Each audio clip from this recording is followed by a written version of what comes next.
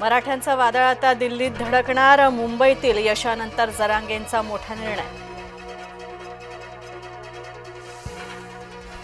Beed Ahilyanagar railway सेवा सुरू झाली, मराठवाड्याचं स्वप्न पूर्ण झालं, मुख्यमंत्र्यांचं वक्तव्य। उपमुख्यमंत्र्यांनी दाखवला हिरवा झेंडा।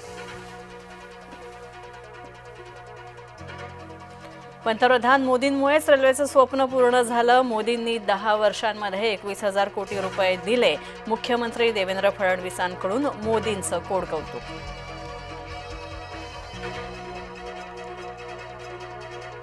मराठवाड्यातील दुष्काळ भूतकाळ करणार, सरकारनं मराठवाड्यात पाणी आणलं, मुख्यमंत्री देवेंद्र फडणवीसांचं विधान।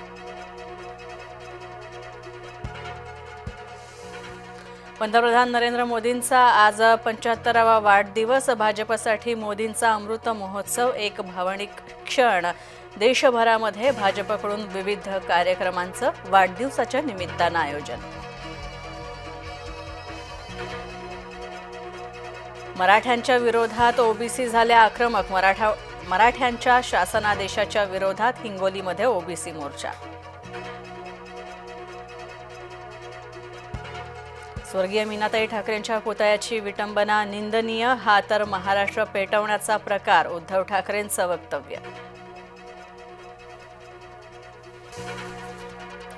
दादर पोलीस स्थानकामध्ये अज्ञाताविरोधात गुन्हा दाखल, मोदींच्या वाढदिवशीचा नेमका विटंबनेचा प्रकार कसा घडला, पोलीस तपासाचा मुख्य रोख खोडसाळपणाकडे।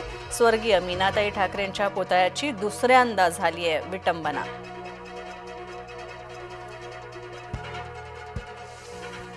अजित पवारांच्या गाडीसमोर तरुणाचा आत्मदहन करण्याचा प्रयत्न, ग्रामपंचायतीच्या कामाच्या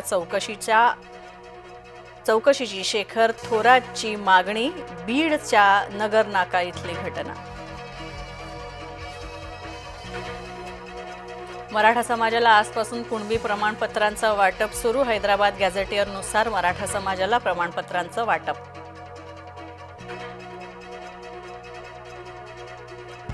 छगन भुजबळांच्या बेनामी संपत्तीची पुन्हा चौकशी, मंत्री छगन भुजबळांच्या अडचणीत वाढ होण्याची शक्यता। बेहिशेबी मालमत्ता प्रकरणी विशेष न्यायालयाकडून चौकशी करण्याचे आदेश।